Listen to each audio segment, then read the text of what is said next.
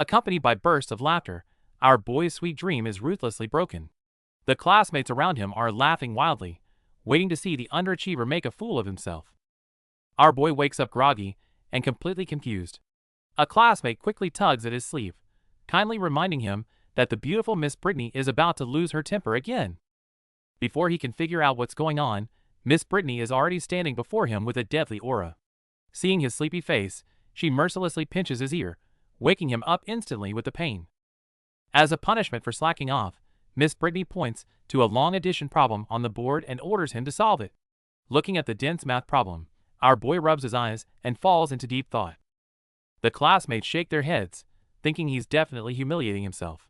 However, facing their disdainful gazes, our boy is surprisingly calm. Like an experienced scholar, a confident smile appears on his face.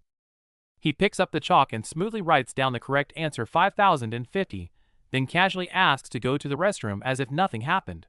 This effortless move leaves the whole class completely dumbfounded. Miss Brittany instantly widens her eyes in sheer disbelief. Who would have thought that this complex calculation, which would take even the teacher's hours to solve, could be crushed by an underachiever in a single second? Hiding in the restroom, our boy finally clears his head. The former top math teacher actually transmigrated while invigilating an exam. Realizing the math level in this world is shockingly low, it seems his journey of absolute dominance is just beginning.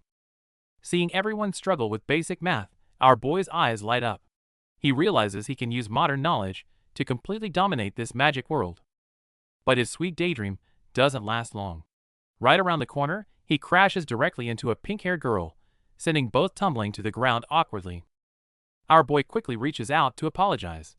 But looking at his face, the furious girl remembers they had the exact same embarrassing collision at the freshman ceremony. Fueled by past humiliation, she is convinced he's just a pervert. Our guy tries to reason with her, but she is way too furious to listen to any excuses. With a furious shout, roaring flames instantly erupt around her. Looking at the raging magic, our boy suddenly remembers he's in a world where people throw deadly fireballs. Facing a lethal fireball, his survival instinct immediately kicks in. Without any hesitation, he drops to one knee and screams out the most sincere apology to save his life. Seeing his dramatic surrender, the proud senior coldly warns him it's not over, but mercifully extinguishes the flames. He survived today, but his true troubles have just begun. Even though the pink-haired senior is still fuming, she drops the spell after seeing our boy's instant surrender. Taking the chance, he immediately slips away. Running for his life, our boy questions everything, a crazy world where science and magic coexist. Before he can process it, a sudden headache hits him, and he collapses on the grass. Suddenly, the original owner's memories flood his mind. After his father died in battle, the noble family fell into ruin. To survive, his poor mother had to endure the cold stares and gossip of others. Determined not to let his mother down and to restore his family's honor, he studied desperately day and night, eventually making it into the top magic academy. But reality hit him hard. With zero magic talent, he couldn't even cast a basic fireball. Constantly mocked by his peers, he became the school's laughingstock. The sheer despair makes his head throb. Just as he's about to break down, his classmate Jasmine reaches out a warm hand. Seeing the gentle girl, our guy feels a rush of warmth. At least someone in this cold world actually cares. During the magic theory class, the old professor emphasizes that casting magic strictly relies on innate talent. Hearing this feels like a bucket of ice water poured right over our boy's head. As soon as the bell rings, our boy rushes to the podium, desperately asking if it's possible to use magic without any talent. But the professor's helpless answer shatters his last bit of hope. Just as he's feeling down, his best friend Toby throws an arm around his shoulder, laughing and comforting him that he can always work at his family's workshop. Our boy is genuinely touched. As Jasmine waves goodbye, our boy manages to gather his thoughts. Even though his current body is a magical failure, he's armed with modern science, and he'll figure out his own way to survive. On his way to the office, our boy decides to test a spell. To his absolute shock, a blazing fireball instantly materializes in his palm, despite his lack of magical talent. After a moment of disbelief, he excitedly plays with his new power. But his fun is cut short when he remembers teacher Brittany is waiting, prompting a mad dash to her office. Bursting into the office, our boy is greeted by a heart-racing sight. Teacher Brittany is casually striking a stunning pose, welcoming him with a gentle smile instead of scolding him for being late. Brittany warmly offers him a seat and hands over some paper. It turns out she's been struggling with a long arithmetic sequence and expects him to take his time solving it the hard way. However, before she can even walk away, our boy blurts out the exact answer without touching a pen. His impossible calculation speed leaves Brittany completely stunned and doubting her own ears. Unable to hide her curiosity, Brittany leans in close, begging to know his secret. Seeing her rely on such clunky methods, our boy smiles, ready to hit her with some modern math logic. Seeing Miss Brittany struggling with clumsy calculations, our boy steps up to teach her the clever trick of pairing the first and last numbers. Slipping back into his old teacher habits, he effortlessly gives the correct answer. Miss Brittany is absolutely stunned by such a brilliant approach. He even goes on to write down the arithmetic progression formula. Miss Brittany is blown away, unable to believe her eyes at this groundbreaking theory. Realizing she's found a hidden gem, an excited Brittany leans in close, praising him as an absolute genius. Her sudden enthusiasm catches our boy off guard. Trying to keep this talent, she tempts him with the title of a great mathematician. But he quickly interrupts, declaring he only wants to be a magician. Now Brittany is getting anxious. Since everyone thinks his magic talent is terrible, she pleads with him not to waste his incredible gift in mathematics. But our guy remains unmoved. He knows he could easily become famous with modern math, but mastering magic is the path he truly wants to walk. Seeing that words won't work, Brittany gets an idea and challenges him to a bet regarding the upcoming magic test, which will decide his fate at the academy. If he fails, she'll make him her teaching assistant, but he must study math. She thinks it's a sure win, never expecting our boy to confidently accept the deal. Our boy Blair leans against the corridor window, utterly exhausted, as he recalls teacher Brittany's sheer stubbornness. Just as he decides to head back, a reckless figure crashes into him from behind. Our boy goes flying, accidentally triggering a very cliched close encounter. Realizing she's been taken advantage of, the pink-haired senior Isabella blushes with fury and instantly casts a fireball. Luckily, our boy bolts out of there just in time to avoid becoming toast. While Blair is still recovering from the shock, a furious Isabella storms into Brittany's office to complain, swearing to blast that pervert into ashes next time. Venting over, Isabella proudly shows off the complex math problem she spent half the afternoon solving. However, Brittany calmly drops a bombshell. Blair solved it in under a minute. Hearing this absurd speed, Isabella is in utter disbelief. It isn't until Brittany explains Blair's unheard-of genius method that both are left completely stunned by his talent. The Sudra senior, who was just fuming over a pervert, instantly turns into a starry-eyed fangirl, eager to meet this legendary math genius in person. Wasting no time, Isabella kicks open the classroom door and bossily demands Blair to show himself. Seeing this fierce senior, his buddy Toby sweats profusely. It seems our boy's troubles are far from over. Playing dead to avoid Isabella, our boy relies on Toby to cover for him. Once she leaves a message and walks away, Toby quickly tells him the coast is clear. Looking up, our guy finds the whole class staring at him, making him sweat bullets. Toby seriously pins him down, demanding to know what happened with the senior. Completely confused, our boy admits he didn't even know her name. Speechless, Toby reminds him that Isabella's suitors in the academy are terrifyingly numerous. Our boy assumes the academy's rules will keep him safe. Seeing his naive buddy, Toby interrogates him about whose territory this academy is actually built on. Toby drops the bombshell. Isabella's father is the lord of the city. This shocks our boy completely, making him wonder if it's too late to apologize now. While he's panicking, the bully Bud approaches to stir up trouble. Bud arrogantly mocks our boy as a soon-to-be-expelled magic waste, instantly angering Toby. But facing the provocation, our boy doesn't panic at all. He knows that besides magic, his past life math knowledge is enough to help him counterattack successfully. An elimination crisis looms over the academy. All second-year students must pass a magic test or face expulsion. While others treat it as a breeze, the crowd ruthlessly uses this chance to mock our boy for having no magic talent, prompting his buddy Toby to furiously slam the desk. Hearing the bullies not only call his bro a waste but also an orphan, Toby completely snaps. He fearlessly steps in front of our boy, angrily challenging the gang to a fight and showing he's ready to throw hands. Facing the bully Bud's warning, Toby fearlessly presses his forehead against him, boldly declaring that his friend's business is his own. Seeing this stubborn guy ready to risk it all, but can only leave a threat and back off for now. Touched by his usually timid friend standing up for him, our boy feels a surge of warmth. But when he playfully asks if Toby would protect him from the fiery Isabella, Toby seriously promises to beat him up as gently as possible, leaving our guy utterly speechless. A few days later, the fateful magic test officially begins. The strict examiner announces that the task is to hit a distant target with a fireball, and the very first person called up is the bully Bud.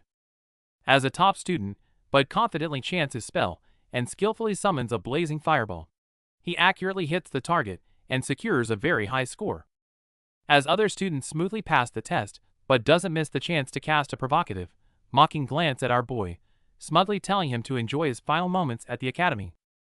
Toby furiously tells Bud to shut up, but his own name is called right after. Standing before the target, the magically challenged Toby sweats profusely, desperately chanting his spell in hopes of forcing out a decent fireball. Will he actually be able to pass? Toby barely passes the magic test with a tiny fireball. Examiner Anthony looks at our boy's file, planning to skip his turn entirely to save the magicless Blair from public humiliation. Just as Anthony is about to dismiss the class, the blonde bully Bud maliciously interrupts.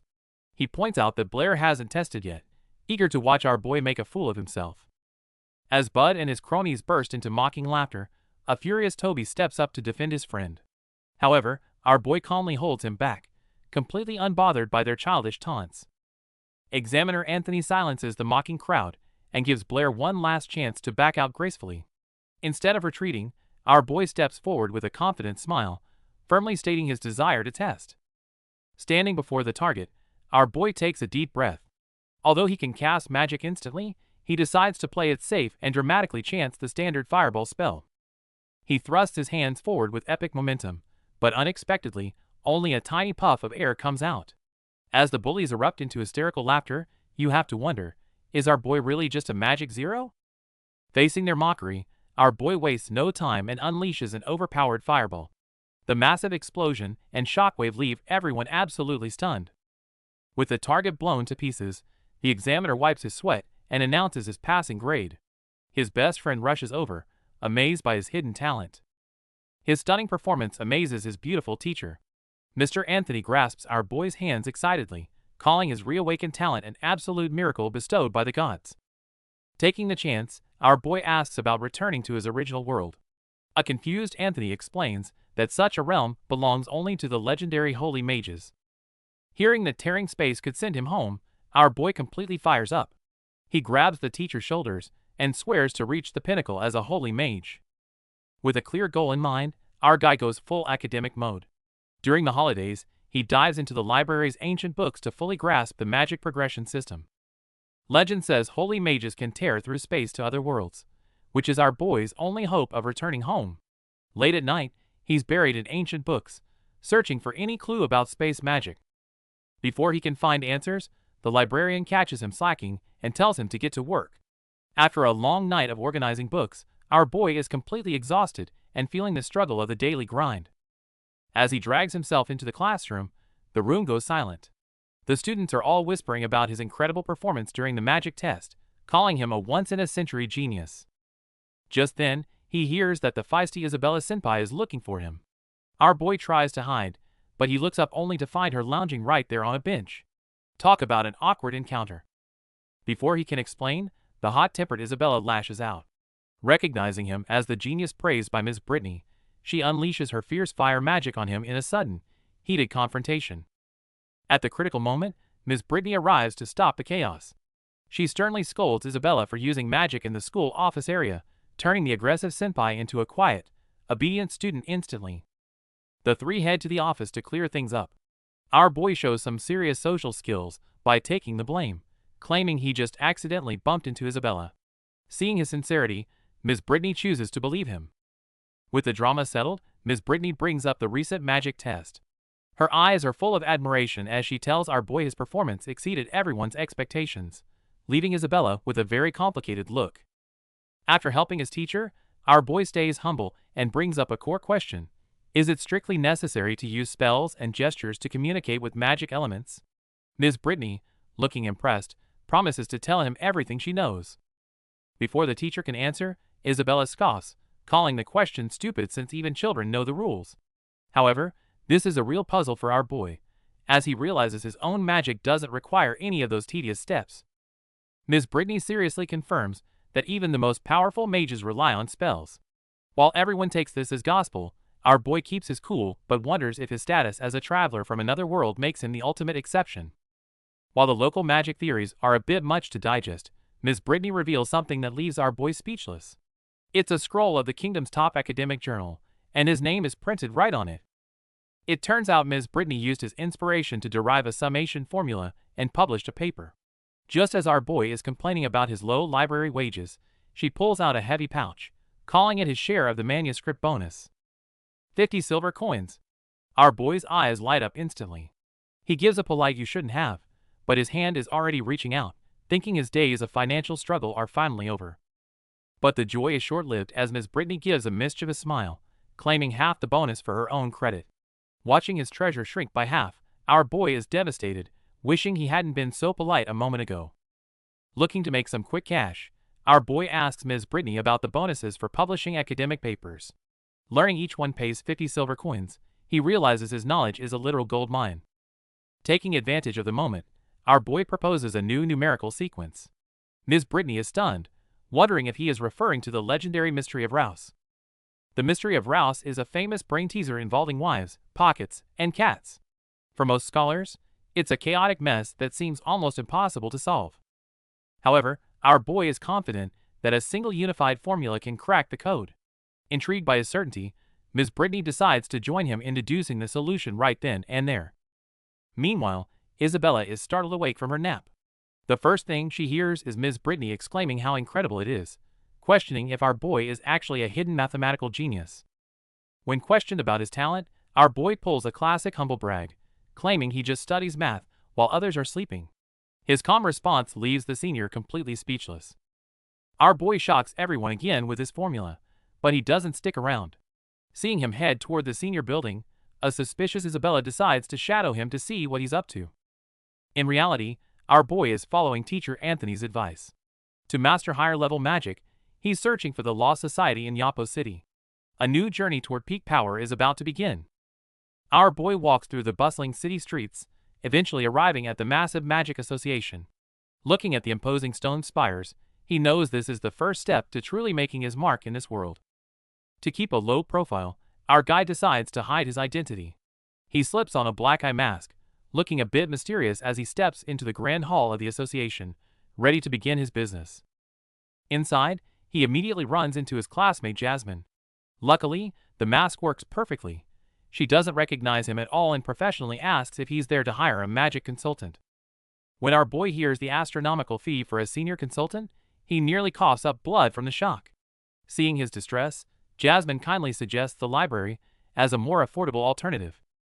The idea of a library filled with thousands of spell books sounds perfect, but there's a catch. To get a library card, he first needs to be a certified magician, something he currently lacks. Jasmine explains that certification isn't that hard. Even casting a simple fireball can earn him an apprentice rank. This is exactly the opening our guy needs to get his hands on those books. Since he's already there, our boy decides to get certified right away. Guided by Jasmine, he meets the examiner, Lord Andre, keeping his cool despite the formal and slightly intimidating atmosphere. To stay undercover, he introduces himself as Chenluo and claims the mask is due to a fireball practice accident. It's a bit of a clumsy excuse, but it's enough to deflect any further questions. However, the bald examiner is visibly unimpressed, mocking his age and predicting he'll never be more than a junior mage. Our boy just smiles, ready to give these skeptics a shock they won't forget. It's time for the magic test, and the bald examiner decides to hold it right here. Seeing our boy hesitate, Elder Andre tells him not to hold back and to just attack with a fireball. Since the elder insisted, our boy starts his chant. The bald examiner mocks his slow casting, completely unaware of the sheer power about to be unleashed. With a shout of fireball, a massive blast erases everything in sight. The arrogant examiner is sent flying as the room fills with thick smoke and total chaos. As the smoke clears, everyone is left coughing. The bald examiner is found slumped over, looking completely broken and wondering how a simple fireball could do this much damage. Looking at a shell-shocked Jasmine, our boy feels a bit sheepish. He scratches his head and apologizes, claiming he only used a little force because he thought they were ready.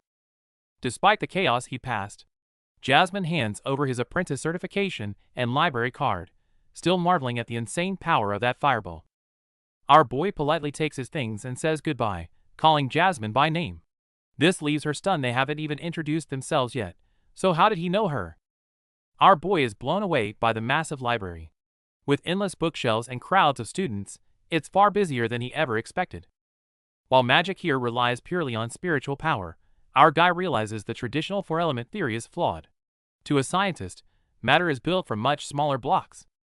Struck by a sudden epiphany, he bolts upright, startling everyone nearby. He grabs his magic credential, eager to test a revolutionary theory that just might work.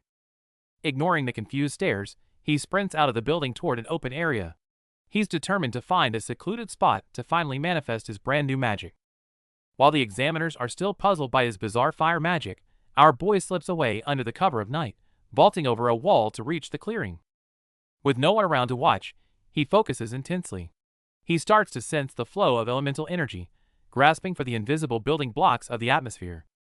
He attempts to manifest the second most abundant element. Soon, a sphere showing a clear molecular structure forms in his palm. Is this the pure oxygen he was after? However, expectations meet reality.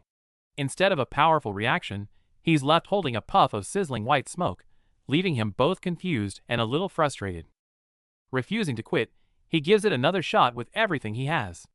A massive pillar of energy erupts into the sky, so powerful that even Professor Brittany notices. Late at night, a massive explosion rocks the academy, shattering windows and lighting up the sky. Meanwhile, our boy is hidden in the woods experimenting with magic and science, realizing too late that his new spell packs a lot more punch than intended. Seeing the chaos he caused, our boy decides it's time to bail before guards show up. Despite the commotion, he's thrilled to find his experiment work. He's successfully synthesized pure oxygen using magic, a feat never before seen in this world. The next morning, our boy is completely drained, slumped over his desk, and regretting his life choices. His buddy Toby rushes over to gossip, revealing that the whole school is in an uproar over last night's terrorist explosion and the mysterious master wizard who caused it. As Toby describes how the blast shattered nearby windows, our boy tries to play it cool while sweating buckets on the inside. He can only give a forced smile while Toby geeks out over how powerful this unknown high-level magician must be.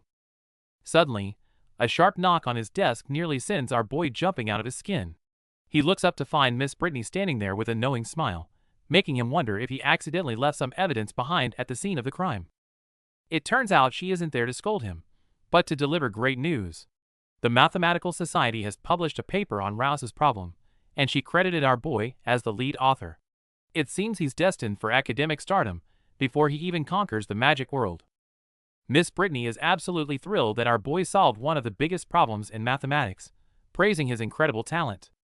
However, our boy has something even more important on his mind. When he starts hinting at his true intentions, Miss Brittany is visibly taken aback. Just as our boy almost slips up about being a math teacher in his past life, Miss Brittany goes into full fanatic mode, grabbing his hands and demanding he come over every night for lessons. Faced with her volcanic level of excitement, our boy is completely overwhelmed as Brittany pins all her high expectations for his future on him. After managing to sneak in a request for magic tutoring, our boy tries to make a quick exit. But just as he reaches the door, Brittany calls him back, making things a bit awkward. Under Brittany's intense, starry-eyed gaze, our boy starts to panic, wondering if she's finally caught onto his little scheme to use math as an excuse for magic lessons. Sensing imminent danger, our boy's brain goes into overdrive. He quickly pivots, claiming he just wants to spend more time with her, a bold move that instantly flips the script. The sweet talk works like a charm. A touch, Brittany pulls him into a warm embrace, completely falling for his sincere explanation. Wiping away a cold sweat, our boy leaves the room wondering if she's a genius or just incredibly gullible. Fast forward to the next evening, and it's time for his first lesson. But when he pops through the window, he's greeted by a sight he didn't expect. He isn't the only student Brittany has invited tonight. Ms. Brittany introduces our boy to Isabella, announcing they'll be studying math together. While he's perfectly chill, the Sundara Sr. seems a bit overwhelmed by her new study partner. A discussion about falling objects quickly turns into a debate. When our boy mentions ignoring air resistance, Isabella snaps, accusing him of lacking even the most basic common sense. In this world, everyone believes heavier objects fall faster. Instead of backing down, our boy openly questions the sage's truth, leaving the girls absolutely stunned by his audacity. Sparks fly as neither side budges. Standing firm on scientific rigor, our boy insists that real truth must be verified, leading the frustrated Isabella to challenge him to a bet. Isabella bets 10 gold coins, and our boy happily accepts, pulling Ms. Brittany in as their witness. Brittany can only watch as her students turn a lesson into a high-stakes debate. The experiment begins with Ms. Brittany holding 2 stones of different weights. Everyone is holding their breath, waiting to see if our boy can actually shatter a 1,000-year-old belief. Faced with a bet of 10 gold coins, our boy stays cool as a cucumber. Seeing his confidence, Miss Brittany decides to pick up the stones and settle this once and for all. Leaping into the air with her elegant wind magic, Miss Brittany warns our guy that while confidence is good, overconfidence often leads to a heavy fall. Just as Isabella prepares to laugh at his failure, Brittany drops both stones from high above. The synchronized thud as they hit the ground leaves everyone in stunned silence. Staring at the impact marks, Brittany and Isabella are completely frozen. The air turns heavy as the simple reality of the fall shatters everything they thought they knew. They can't believe their eyes. Stones of different weights actually landed at the exact same time, overturning a 1,000-year-old law in a single moment. When asked how he knew, our boy playing it humble, claiming he just noticed the discrepancy while messing around with a few stones and his textbook. Miss Brittany is deeply moved, realizing a millennium of truth was overturned by 2 stones. She predicts that soon, textbooks will carry our boy's name. Our boy gets a bit bashful, insisting they found the truth together. In this magic-filled world, his scientific knowledge is starting to change everything. Brittany gracefully credits all the success to our boy, leaving him a bit bashful. Seizing the moment, he blushes and asks Isabella if she'd be willing to help him out. As a new chapter begins, the peace is quickly shattered. The arrogant noble Fig storms into the classroom and aggressively grabs our boy by the collar, clearly looking for a fight. Fig warns our boy to stay away from Isabella, claiming someone of his status shouldn't even be near her. After delivering the threat and a rough shove, he leaves with a huff. Toby rushes over to check on his friend, but his face turns pale the moment he hears Fig's name. To Toby, our boy has just provoked someone way out of his league. Toby explains Fig's formidable background, revealing his family's massive influence within the Numbers sect. Even the Academy's teachers have to show them a level of respect. Despite Toby's desperate warnings to take the threat seriously, our boy is mostly just confused. He can't understand why everyone assumes he's so obsessed with Isabella. Back at home, our boy ignores the drama and focuses on optimizing his instant casting magic. His intense dedication to refining his spells even catches Brittany by surprise. During study time, our boy casually hands his finished assignment to Isabella. She stares at the brilliant solutions in shock, unable to believe how fast he completed it. Seeing her confusion, our boy leans in to explain his ingenious methods. In the quiet intimacy of the moment, Isabella can't help but feel her face heating up again. Our boy is suddenly obsessed with multicasting and is pestering Isabella for tips. Hearing she can summon 9 fireballs at once, he's genuinely impressed and leans in to uncover her secret. Isabella claims these advanced skills aren't in books, teasing that she might teach him if he calls her big sister. To her surprise, our boy doesn't hesitate for a second, trading his pride for power instantly. Amused and slightly flustered by his thick skin, Isabella complains about his lack of shame, but ultimately gives in, leading him out to the field to demonstrate her technique. Once outside, Isabella shows off her skills by summoning 9 perfectly stable fireballs. Our boy is visibly stunned. This isn't just a show, it's a display of master-level spiritual control. As Isabella explains the secret of dispersing mental energy, our boy's mind starts racing. He immediately wonders if it's possible to use those dispersed forces to summon different elements simultaneously. While the two are deep in their magic talk, Fig is lurking nearby, seething with jealousy. He's so enraged by their closeness that he literally crushes a stone, swearing to make our boy pay. With malice dripping from his eyes, Fig is clearly ready to snap. Meanwhile, our boy is so absorbed in his new magic theories that he has no idea trouble is brewing just a few feet away. Isabella is teaching our boy how to divide his mental power, warning him that even she took half a year to master it. But before she can finish, he summons a fleet of fireballs instantly. Isabella's jaw practically hits the floor. She frantically asks how he did it, but our boy calmly explains that he simply followed her instructions step by step, as if it were nothing. Our boy innocently asks if she couldn't do the same. This accidental flex completely breaks her composure, making her wonder if his magic talent is just as terrifying as his mathematical genius. Feeling humiliated by his ease, the Tsundere Senior snaps, telling him to solve his own problems from now on. As she storms off, our boy is left scratching his head, confused by her sudden anger. Seeing her actually leave, our boy dashes forward and catches her by the wrist.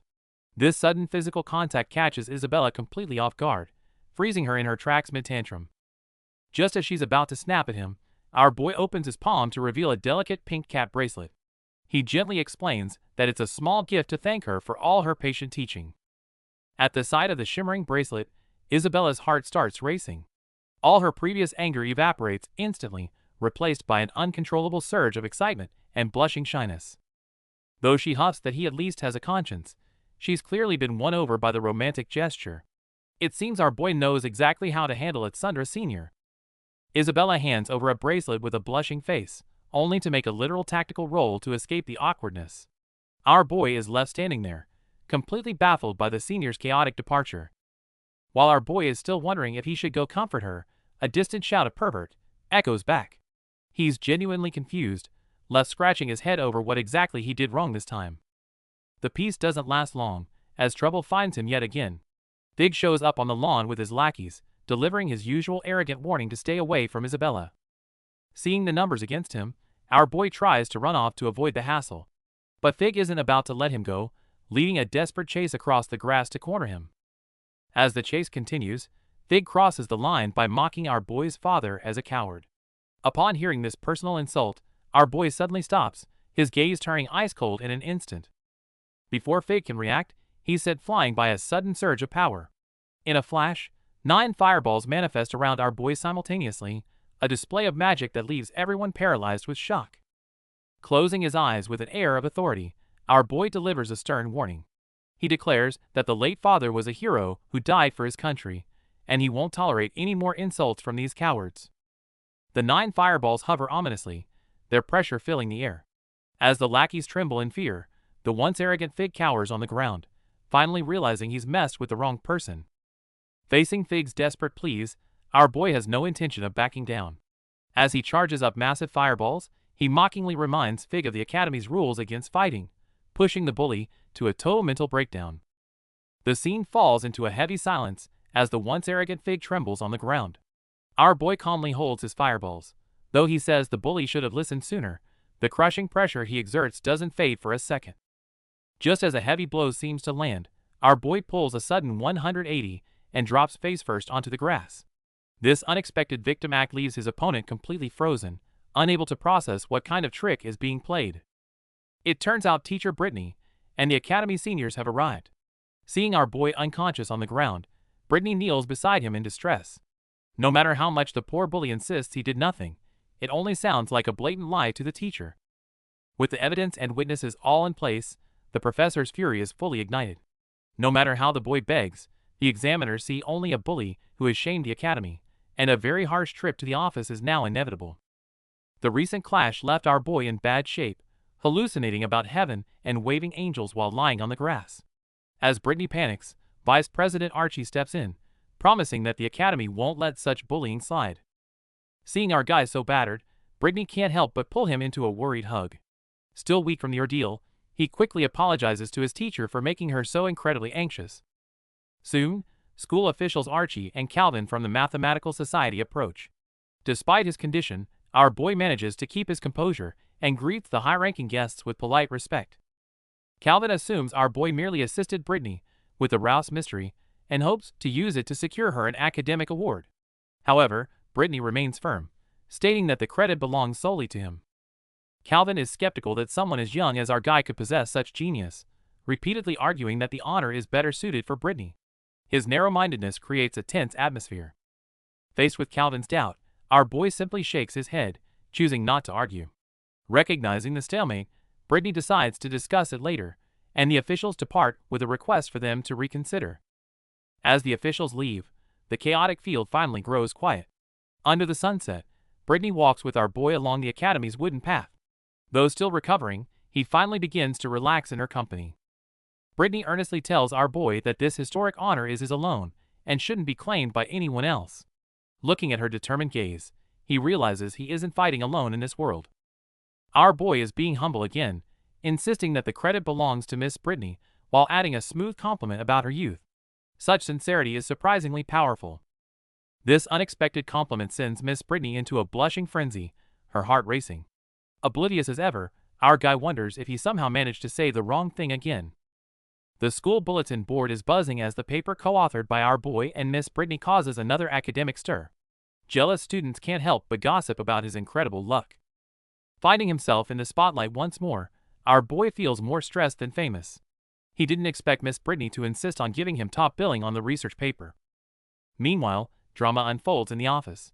The bully Bud has crossed the line with his fighting, and his father is furiously scolding him right in front of Dean Archie.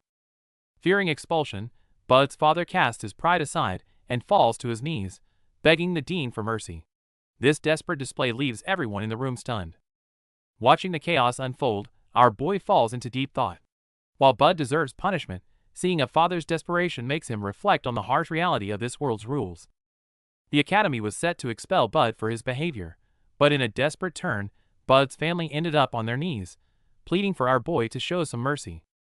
Seeing them in such a pathetic state, our boy sighed.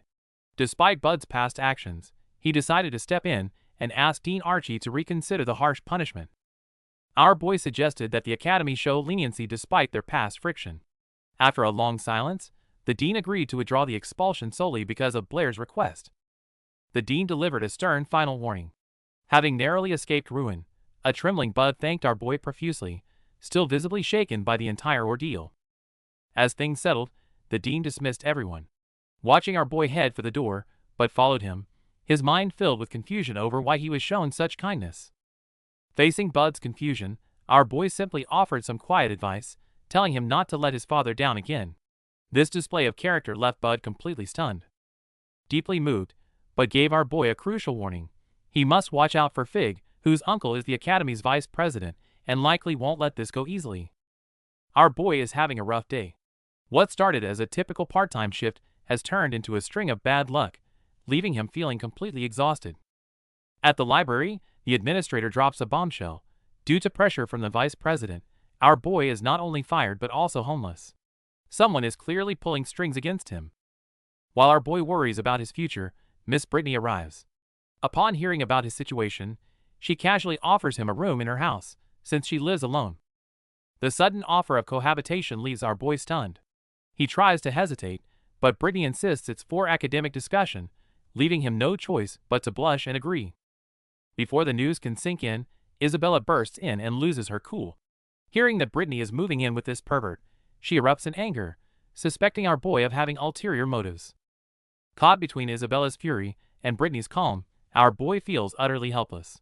Regardless, Brittany quickly settles the matter and leads them both off to the Mathematical Society. With an academic seminar on the horizon, our boy gets a friendly reminder from Ms. Brittany to dress the part, marking his first formal step into the scholarly world. The group arrives at the Grand Howard Manor, a prestigious estate that serves as the permanent home for the local Mathematical Society, exuding an air of scholarly authority. Taking in the lavish surroundings, our boy realizes he's stepped right into his rival Fig's home territory, where the Howard family reigns supreme in the world of numbers. Upon entering, they run into Vice President Calvin. Ms. Brittany decides to catch up with her old colleagues, leaving our boy and Isabella to explore the hall on their own. Instead of networking, our boy heads straight for the buffet. With a drumstick in one hand and wine in the other, he's having the time of his life, much to everyone's surprise. Embarrassed by his appetite, Isabella drags him away, only for them to stop before a peculiar diagram depicting the legendary 7 bridges of the royal capital puzzle. Naturally, Fig appears right on cue to ruin the mood, mocking our boy for being a beggar who can't even grasp the Howard family's most famous mathematical challenge. Fed up with Fig's insults about hiding behind women, our boy stops in his tracks. With a calm smile, he decides to play along and asks Fig to explain the problem. Our boy is chatting with its Sundara senior Isabella when the topic shifts to the famous 7 bridges puzzle. To her surprise, he hints at having some fresh insights into this age-old problem. The peaceful moment is ruined when the arrogant Fig interrupts. He snidely claims our boy only gained fame through Brittany's pity rather than any actual mathematical talent. Determined to humiliate him, Fig calls out to the entire crowd, announcing that our genius plans to solve the 7 bridges mystery. The room immediately erupts into skeptical whispers. Brittany pulls our boy aside, her face full of concern. She warns him that the Howard family is incredibly influential, and that failing this legendary puzzle could ruin his academic career. Despite Fig's relentless taunts and the crowd's doubt, our boy stays remarkably calm. Instead of backing down, he steps forward and decides to tackle the challenge head-on. As everyone watches with bated breath, Fig begins boasting about his family's history regarding the puzzle. Little does he know, our boy is ready to give them a taste of modern logic. For hundreds of years, the 7 bridges of the royal capital remained an unsolved mystery. The challenge was simple yet impossible. Cross all 7 bridges exactly once without doubling back. The kingdom's top minds spent centuries obsessed with the puzzle. From exhaustive late-night sessions to practical failures on the bridges, the problem became a symbol of academic frustration and family pride. While the scholars wallow in their failure, Fig flaunts his family legacy to our boy. To him, this centuries-old mystery is nothing more than a tool to prove his noble superiority. Our boy examines the diagram, applying modern logic to this ancient puzzle. But when he calmly admits he hasn't found a solution, Fig immediately jumps at the chance to mock the genius. Fig erupts into arrogant laughter, reveling in Blair's supposed defeat. While the crowd begins to whisper in disappointment, Isabella stays watchful, sensing that our boy is far from finished. Just as the mockery reaches a peak, our boy drops a bombshell. He explains that the reason he can't find a solution is simple. Mathematically, the 7 bridges problem is absolutely unsolvable. Facing the century-old 7 bridges problem, our boy boldly claims it's unsolvable. The villain Fig panics, citing his family's honor, but our guy counters with a simple question: can you actually prove a solution exists? Amidst the argument, Viscount Howard himself steps in. Though he politely apologizes for his son's behavior, his words carry a heavy warning: don't you dare slander my family's legacy. Our boy doesn't back down from the Viscount's pressure, insisting on the facts. Seeing him so unusually serious, even Isabella is stunned as the tension in the room reaches a breaking point. Time for a reality check. Our boy picks up a pen and simplifies the complex geography into dots and lines, turning it into a mathematical model that leaves everyone completely speechless. This revolutionary logic breaks even Fig's confidence, leaving him sweating, while Isabella looks on with pride. Everyone begins to realize our boy possesses god-tier intellect. As our guy explains the logic of odd and even points, teacher Brittany is the first to have an epiphany. The winner of this gamble for truth is now becoming crystal clear. Our boy proves that without meeting specific mathematical conditions, crossing all 7 bridges without repetition is impossible. Brittany's summary finally brings the absolute truth to light. Our boy calmly deconstructs the puzzle, explaining that the 7 bridges problem is actually impossible to solve due to its singularities. His bold conclusion leaves the entire audience in absolute shock. Facing an airtight argument, Fig loses his cool and dismisses everything as nonsense. However, his desperate outburst only proves that he's already lost this intellectual battle. Fig tries to call for help, but Viscount Howard, desperate to save face, sends his own son flying with a powerful punch. One look at the Viscount's face shows he's absolutely done with Fig's incompetence. Even after punishing his son, the Viscount's gaze remains threatening. But our boy isn't intimidated at all. Instead, he stays calm and prepares to lead his opponent into a massive trap. Our boy invokes the academic rules of the kingdom. Since he answered Fig's question, it's only fair the favor is returned. Forced to follow protocol, the Viscount grimly signals him to proceed. What is the diagonal length of a square with sides of 1? This seemingly simple question strikes right at the heart of the Howard family's flawed theories. Brittany realizes our boy is about to shatter their entire academic foundation. Our boy's eyes sharpen, and the mental strain even causes a nosebleed. Despite the pressure, he steps forward to reveal the shocking truth. The answer lies in the length of the diagonal itself. Watching Lord Howard's face darken with rage, our guy realizes this old fox has likely known about this number for a long time, keeping it secret to protect his family's prestige. In this world where magic and math intertwine, scholars hold immense status, bordering on worship. Under this atmosphere, the math school has evolved into a powerful organization merging politics and faith. At the core of the school, the Howard family believes everything is measurable and can be expressed through integers or ratios. However, this long-held belief harbors a fatal flaw. Long ago, someone discovered the secret of the diagonal's unquantifiable length. To protect their authority, fanatic believers chose to bury the truth and the person who found it deep in the ocean. But truth cannot be hidden forever. our boy officially introduces the concept of irrational numbers, shattering the monopoly of the old school and expanding human understanding of mathematics. Our boy quietly tells Brittany he suspects the truth was discovered long ago, but suppressed by the elite. Looking at the stunned crowd, he knows this academic storm is only just beginning. Facing the Viscount's white-knuckled rage, our boy doesn't flinch. Instead, he mockingly thanks Fig for helping present this discovery. Safe to say, the old man is about to blow a fuse. Driven to madness by humiliation, Fig finally snaps. Screaming in rage, he lunges straight at our boy, completely abandoning his noble composure in a desperate attempt to strike him down. Just as Fig's attack is about to land, a figure flashes between them. Before our boy even needs to lift a finger, the aggressive charge is brought to a dead halt. It turns out the senior was the one who intervened. She catches Fig's wrist with effortless ease, her overwhelming strength leaving him stunned as he realizes he's completely outmatched. Seeing the situation spiral out of control, the old fox Viscount Howard finally steps in. He harshly scolds his son and offers a formal apology to the crowd to save his family's dignity. Despite his polite words, the old man casts a murderous glance at our boy before leaving. His parting wish for a nice night is clearly a veiled threat that things aren't over yet. Unfazed, our boy ponders the academic earthquake his theories will cause. Just then, a senior student approaches and leans on his shoulder, teasingly asking if he's forgotten her already. Before anyone can catch their breath, Isabella completely loses it. She gives our boy a literal piece of her mind, accusing him of being a pervert who flirts with everyone. Caught in the crossfire, our boy is totally bewildered. Meanwhile, the mysterious Alice looks on with a playful smirk, clearly enjoying the chaos she's helped stir up.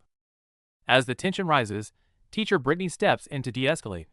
She introduces Alice, revealing she hails from a prestigious family of mathematicians in Yapo City. The mature and elegant senior reintroduces herself. Her sophisticated aura is so overwhelming that even the usually fiery Isabella starts to feel a bit outclassed.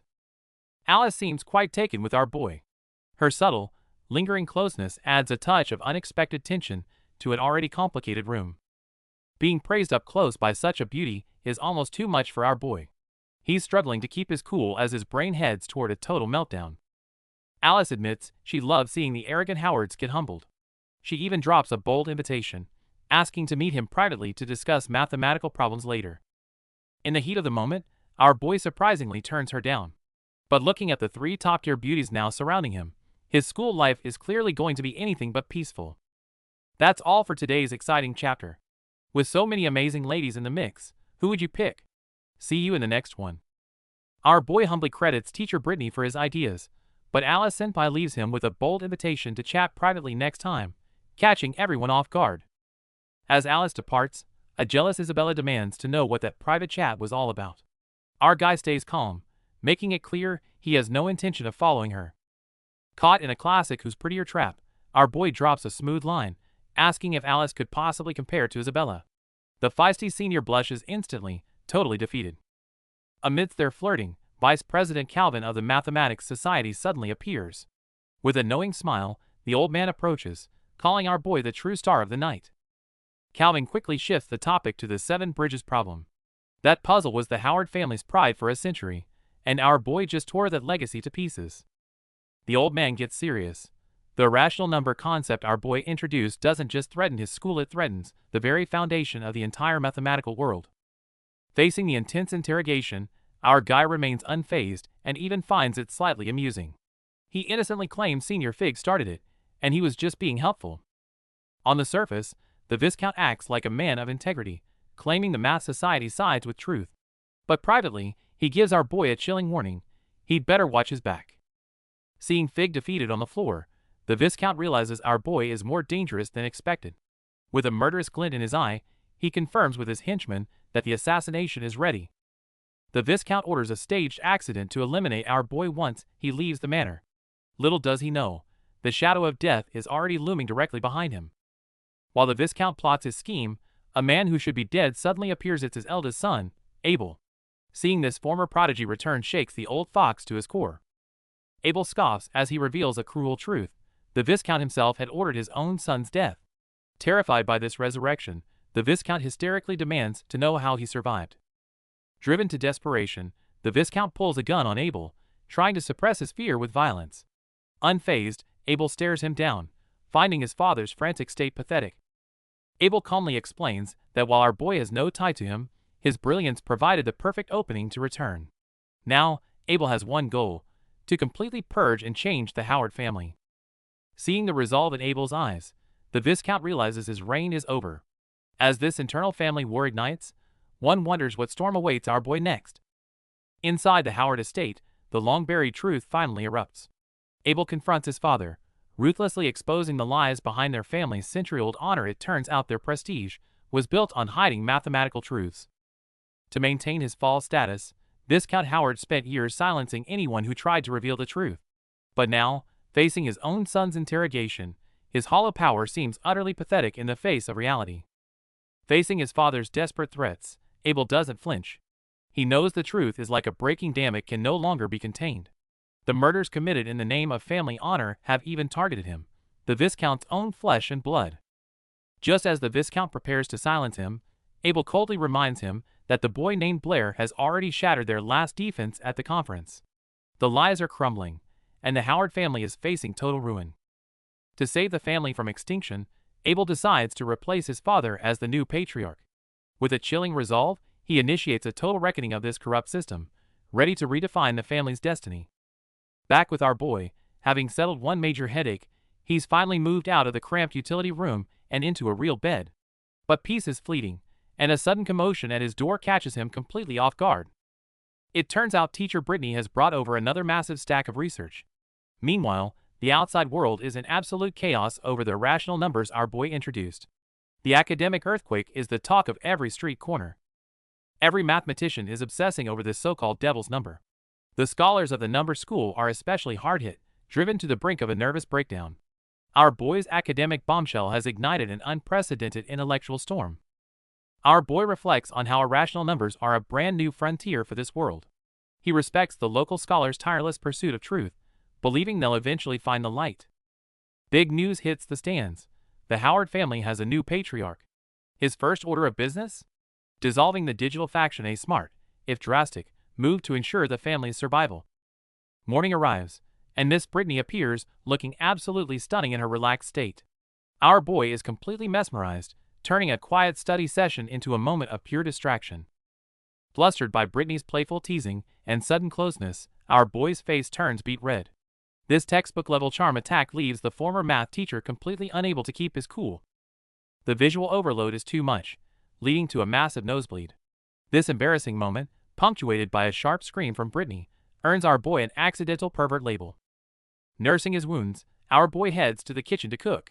Despite the subconscious smack from Brittany, seeing her bashful apology and gentle concern makes the mishap feel like a small price to pay. Our boy is busy in the kitchen, while Brittany watches curiously from the side. Seeing him flipping the pan and mixing ingredients, she seems quite excited about this otherworldly chef moment.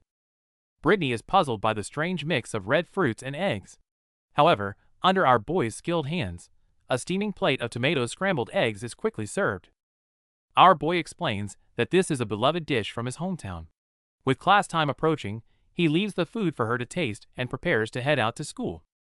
Just as our boy is about to leave, Brittany calls him back. She leans in gently to wipe a smudge off his shoulder, and this sudden closeness makes him blush instantly. After waving goodbye, Brittany sits at the table, eyeing the colorful dish. Despite its unusual appearance, the aroma is so tempting that she can't help but pick up her spoon. With just one bite, Brittany is completely stunned. The fragrance of the eggs combined with the sweet and sour fruit creates a refreshing explosion of flavor that leaves her in awe. Meanwhile, on his way to class, our boy's stomach starts growling. He suddenly realizes that he was so focused on treating his teacher that he forgot to eat breakfast himself.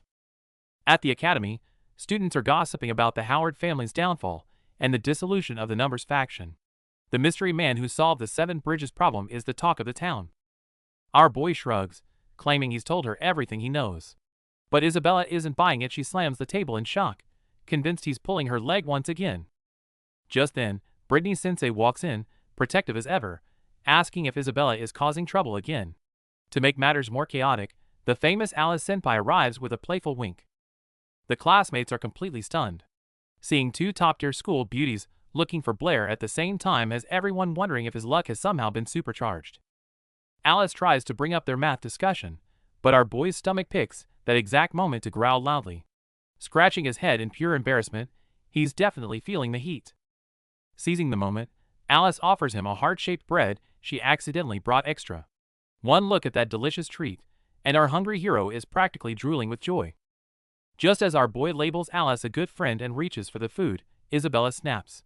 She pokes him right in the face, scolding him for accepting snacks from strangers. When asked why he didn't ask her for food, our boy mutters that he didn't want to be called a pig. This only makes Isabella more upset, tearfully insisting she was there first. Determined to win, Isabella pulls out her own bread and demands he return Alice's gift immediately. It looks like our boy is caught in the middle of a delicious battlefield. Facing Brittany's questioning, Isabella steps in boldly, asking our boy who he really chooses. The romantic tension in the air is instantly dialed to the max. Seeing our boy sweating under pressure, Isabella acts surprisingly magnanimous, telling him to just choose what he likes, though her smile feels a bit ominous. Caught between two powerful auras, our boy has no choice but to take the heart-shaped bread. His bewildered face shows this lucky situation is becoming too much. To end the dispute, our guy stuffs both breads into his mouth at once. It's so overwhelming that he's moved to tears, or maybe he's just choking. Suddenly, Alice leans in close to gently wipe the crumbs from our boy's mouth. This unexpected intimacy leaves him blushing furiously and completely stunned. Alice makes a graceful exit, leaving a jealous Isabella literally fuming. Being stuck between these ladies is more intense for our boy than any magic duel. As everyone finally leaves, peace returns to the classroom.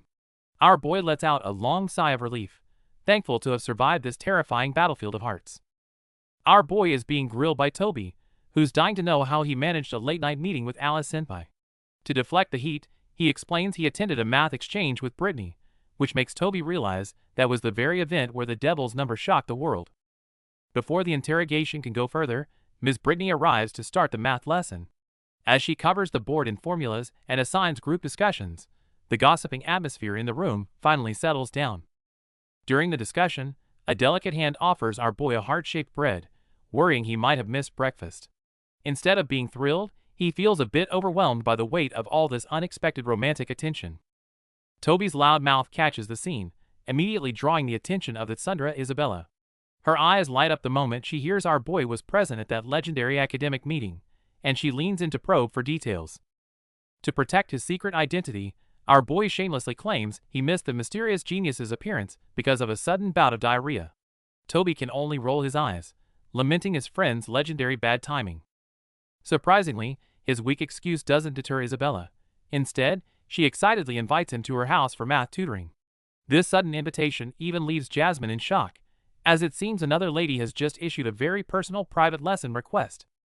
As the school bell rings, our boy finally breathes a sigh of relief. He's glad to have dodged Isabella and those other troublesome girls, hoping to find some peace in magic practice. Just as he's thinking that magic is far easier to deal with than people, a voice calls out from behind, questioning his sudden and intense obsession with magical practice. Before our boy can even react, something cold is pressed against his neck. He turns to find the usually quiet Jasmine, holding him at bay with a very serious expression. Jasmine has been watching him closely. From the 7 bridges to irrational numbers, she's convinced this genius isn't the real Blair. Facing her interrogation, our boy has no choice but to raise his hands. Jasmine tries to use a technique to dispel his disguise, but nothing happens. Stung by her sudden poke, our boy complains that even a spoon can be a lethal weapon if you're not careful. To end the chaos, our boy takes the initiative and pulls Jasmine into a sudden embrace. This unexpected closeness instantly turns the tension into awkwardness, completely catching her off guard. Seeing Jasmine's bright red face, our boy finally lets go. He warns her not to point weapons at him again, while secretly marveling at how terrifyingly sharp a woman's intuition can be. The immediate crisis is over, but Jasmine isn't backing down. Facing questions about his sudden genius and personality shift, our boy realizes this is going to be a very long story to tell. Facing Jasmine's question about his changed identity, our boy reluctantly begins to explain. He says his name is Blair, yet he's not the original Blair anymore, having become this way after waking from a long dream. He tells Jasmine he actually comes from a world with no magic and no advanced technology, a place where magic only existed in fiction. In that world, people relied on advanced technology to extend their exploration to almost every corner of the universe, even achieving travel across the stars. Fascinated, Jasmine raises her hand to ask if it's truly possible to traverse the starry sky and if other planets exist beyond it. Naturally, as a former math teacher, Chenluo confirms it's true. The focus quickly returns to his own change, however. Faced with further questions, our guy looks flustered and finally makes up a story, saying that it was after that long dream that he became like this, also losing some of his original memories in the process. After hearing this full of holes, amnesia, explanation, Jasmine sighs, yet chooses to believe him anyway. She feels the person in front of her truly is Blair, as he still likes to spout confusing things like before. She further comforts our guy, reminding him he was always more interested in science than magic, dreaming of using that knowledge to explore the world. Losing his magic talent now might not be so bad, and she promises to take good care of him and help him recover his memories. Moved by Jasmine's unwavering care, our guy sincerely thanks her. Jasmine suddenly blushes, insisting she just promised to help him recover his memories, and he shouldn't overthink it. A warm, slightly awkward atmosphere settles between them. Right at that moment, from beneath a nearby arched corridor, Viscount Howard watches them quietly, his monocle gleaming. The Viscount's appearance signals that new trouble has already found its way to their doorstep. Our boy has Fig in a literal headlock, pulling off a move that leaves the surrounding students completely stunned and speechless. However, just as the conflict escalates, the recent pressure on the Howard family seems to force a sudden, suspicious shift in Fig's attitude. In a shocking turn of events, Fig performs a deep bow, sincerely apologizing to our boy and begging for forgiveness in front of the entire crowd. This bizarre display sends the student gossip mill into overdrive, while our boy stands there completely baffled, wondering what Fig is actually up to. Fig then presents a formal invitation, inviting our boy to a mathematics briefing held by the Howard family to address the recent academic controversies. Despite warnings that this might be a trap, our boy's curiosity about the brilliant but mysterious Abel Howard compels him to accept the invitation. As night falls, the Howard estate is brilliantly lit for the gathering. Our boy arrives on schedule, still mentally preparing for whatever drama awaits inside. But before he can even enter, a familiar sharp pain hits his ear. It's Isabella, appearing out of nowhere and demanding to know where he's been all afternoon. Just as our boy Blair was about to explain why he too received the banquet invitation to Miss Brittany and Senior Alice, he was cut off by Alice grabbing his ear from behind. He realized the banquet tonight was far grander than expected, gathering nearly every notable figure in Yarbo City's mass circle, including the elusive members of the Howard family. The Tsundere Alice twisted Blair's ear while gently insisting on rubbing it for him, leaving Miss Brittany watching the scene with a helpless sigh. However, the commotion was soon cut short as the MC announced that the briefing on the 7 bridges of the royal capital was about to begin. As everyone entered the briefing hall, a bombshell announcement was made. The 7 bridges of the royal capital have been taken down. The attendees buzzed with surprise about the mastermind Abel, and Blair noticed Miss Brittany seemed to know something about him. Miss Brittany calmly revealed that Abel was once her classmate, destined to become an academy teacher, before mysteriously disappearing 3 years ago, only to resurface recently as the new head of the Howard family. She described Abel as a person whose eyes see only mathematics. A characterization soon echoed in another scene. Meanwhile, inside the Howard family mansion, the new head Abel explained to his brother Feige that keeping guests waiting was the best way to heighten their expectations. A nervous Feige reported that the crowd was massive, and he wasn't sure if Blair was present, but Abel simply patted his shoulder, signaling there was no need to fear him like their stern father. Adjusting his cuff, Abel declared it was time for a new chapter for the Howard family, setting the stage for a revolution led by this mathematics fanatic to unfold at the banquet. The banquet hall is buzzing with chatter as guests speculate about the evening. Suddenly, Abel Howard makes a grand entrance in a sleek white suit, walking the red carpet with total confidence. Taking the stage with a solemn bow, Abel thanks the crowd. Watching from below, Brittany notices that Abel seems like a completely different person compared to 3 years ago, both in his speech and demeanor. Getting straight to the point, Abel pulls out a worn notebook and holds it high. Our boy looks on in shock as Abel reveals that this artifact contains the truth hidden by the Howard family for generations. A flashback reveals the first patriarch's obsession with the 7 bridges puzzle. One day, he mistakenly believed he'd found the solution and excitedly announced a public demonstration for the following morning. However, late that night, the patriarch realized his fatal mistake after a failed reattempt. Panic set in as he envisioned the public disgrace and humiliation awaiting him at dawn. Filled with shame, the patriarch chose to end his life, leaving a note for his descendants to tell the truth. Instead, they chose to bury the secret to preserve the family's false honor. Standing in the grand hall before the elite, Abel finally reveals the secret the Howard family kept for a century. With a calm yet firm gaze, he declares that while truth can be hidden, it can never stay buried forever. Before the stunned crowd, the new head of the house bows deeply. The era of lying for the sake of honor is over, and with this gesture, he finally puts an end to the family's long history of deception. The revelation sends shockwaves through the crowd. No one expected the truth behind the century-old mystery to be so blunt. Abel admits that once the Seven Bridges problem was proven unsolvable, the family's lie became an undeniable fact. Questioned by Ms. Brittany, Abel drops another bombshell. Disbanding the Numbers faction wasn't just about atonement.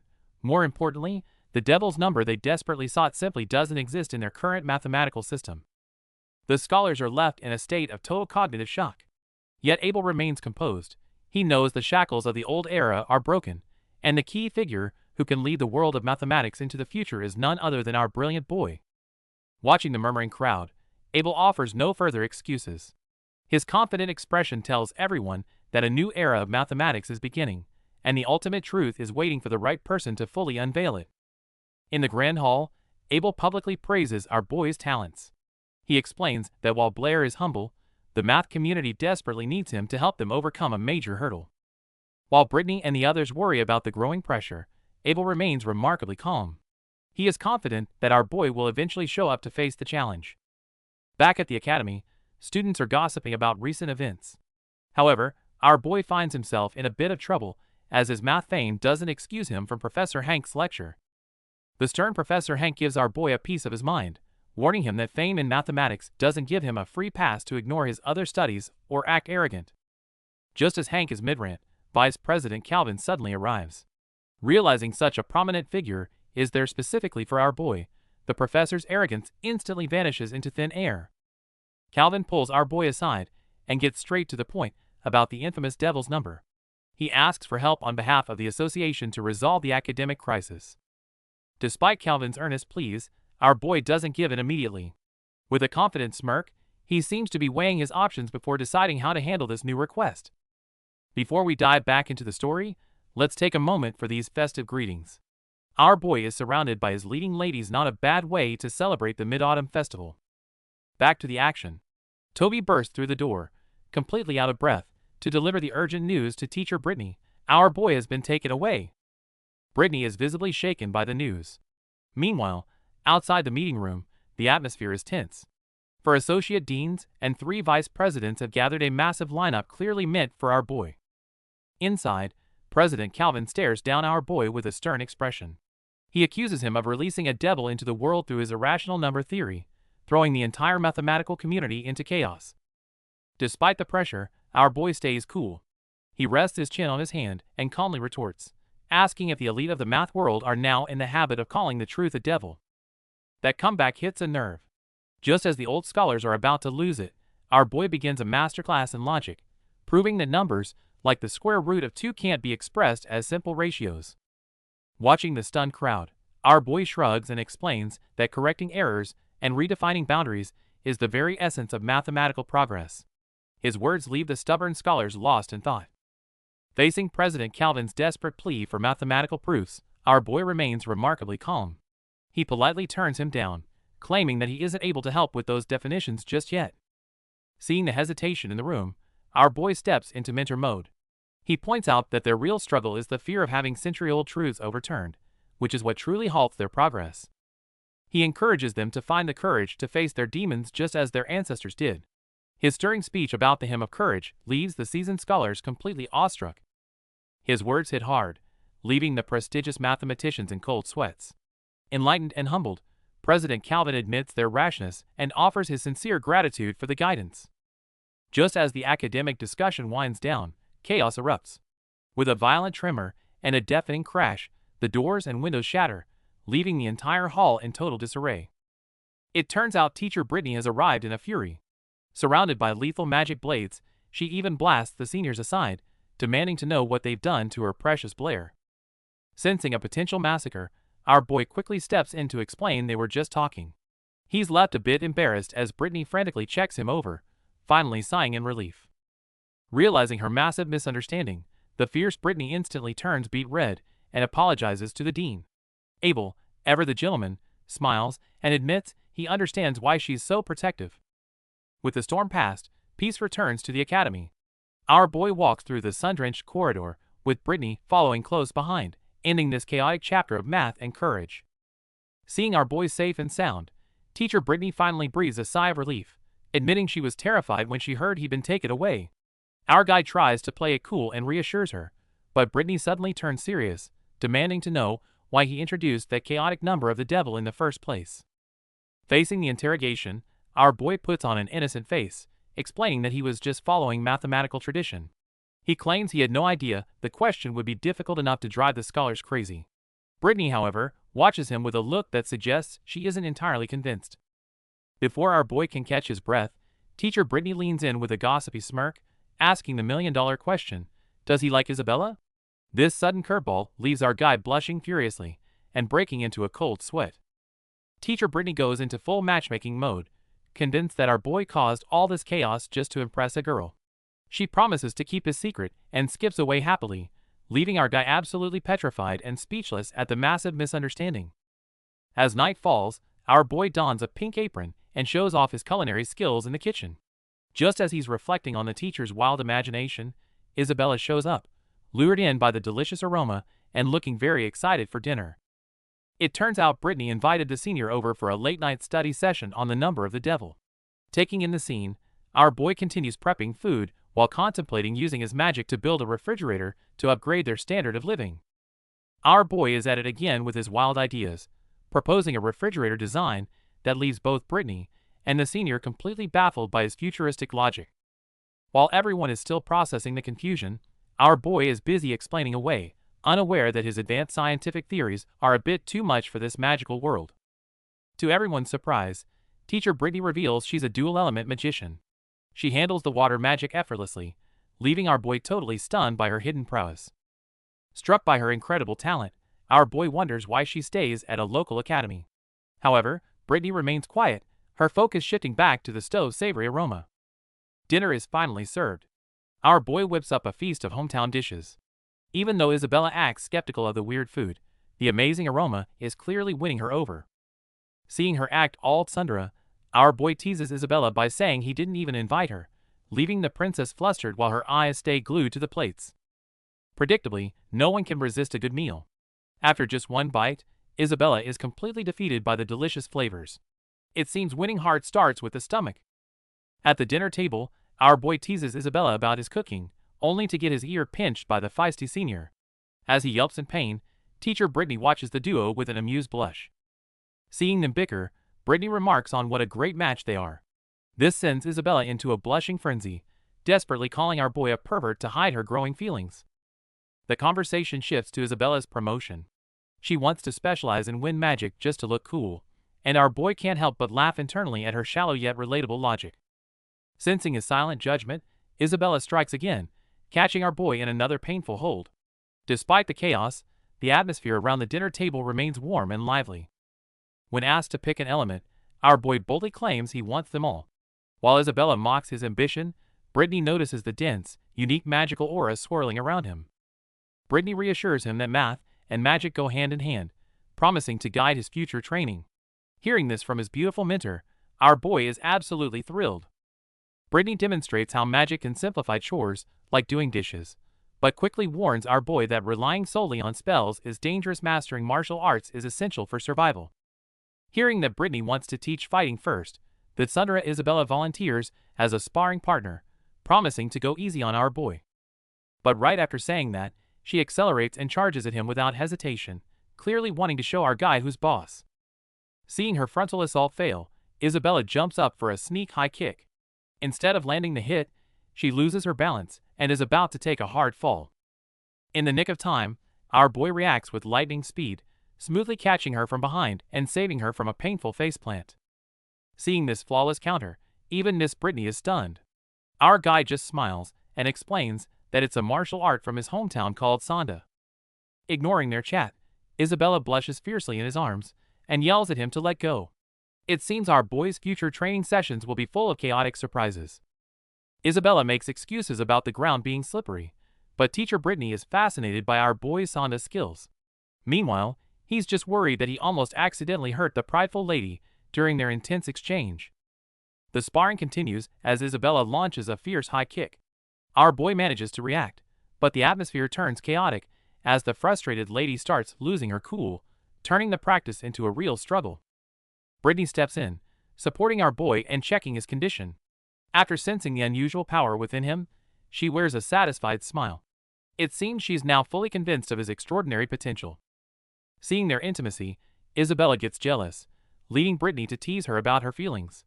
Despite her frantic denials and claiming she hopes the pervert never wakes up, her crush is becoming obvious to everyone. When Isabella continues to deny it, Brittany drops a bombshell by claiming she likes him too and pulls our boy into a bold embrace. This sudden move leaves Isabella in total shock, turning his luck with women into a chaotic mess. The next day, our boy shows up at the academy looking battered, holding his injured ear.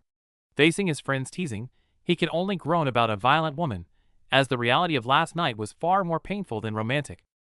It turns out Isabella misunderstood a moment between them and went on a rampage. Even though it was just a blunder, our boy paid the price in bruises. One thing's for sure, his life is only going to get more complicated from here. Looking at his bandaged hand, our boy recalls getting easily taken down by Miss Brittany yesterday. He can't help but realize her professional combat skills definitely don't belong to an ordinary person. While he's lost in thought, his buddy Toby runs over, excitedly claiming he's mastered the double fireball technique.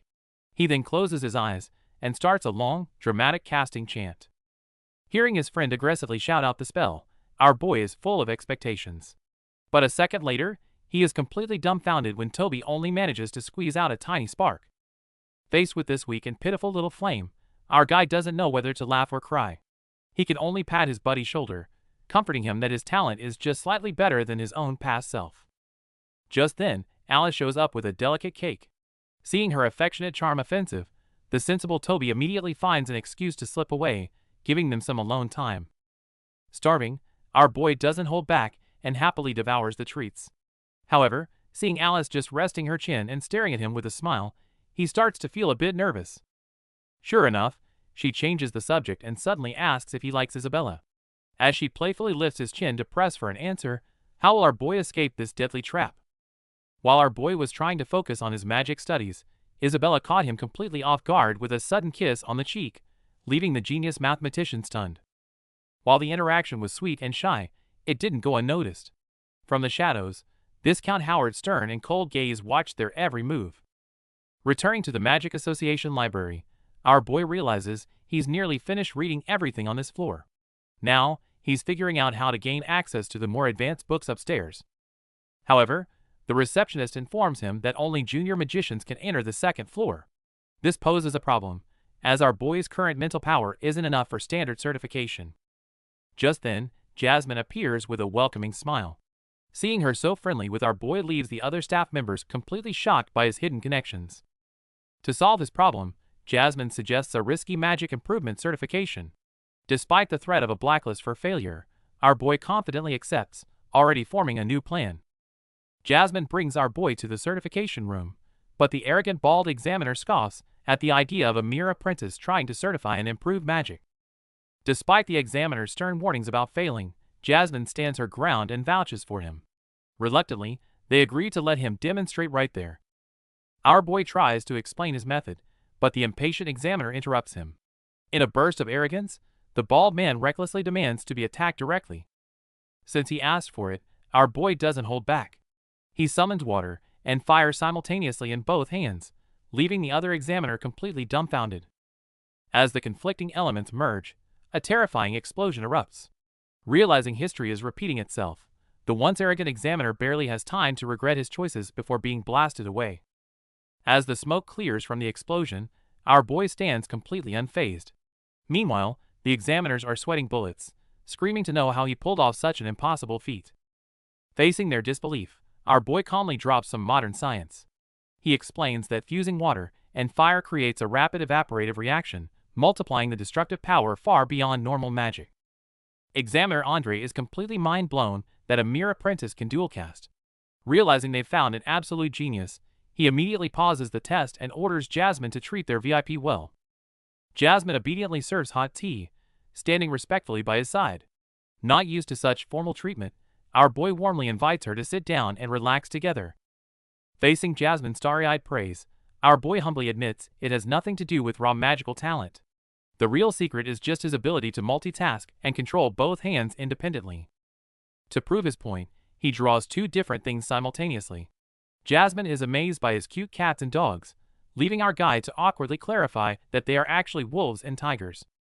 Meanwhile, over at the vice president's office, hearing the bizarre report, even the experienced Vice President Elton struggles to believe a mere apprentice could pull off such a stunt. The examiners swear they saw it themselves. To make matters crazier, Andre drops another bombshell. The massive fireball that almost blew up the testing room last time was also cast by our boy.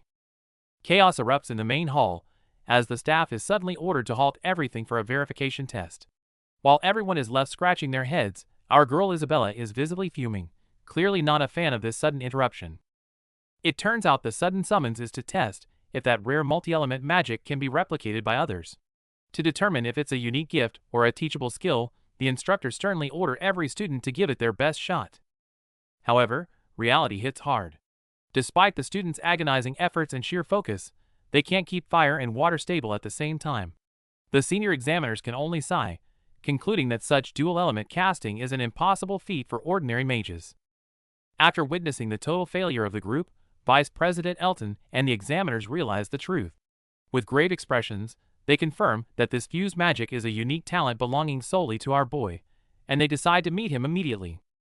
The examiner's stern look shows that the nature of the situation has changed. Meanwhile, Jasmine demonstrates incredible stability with the magic.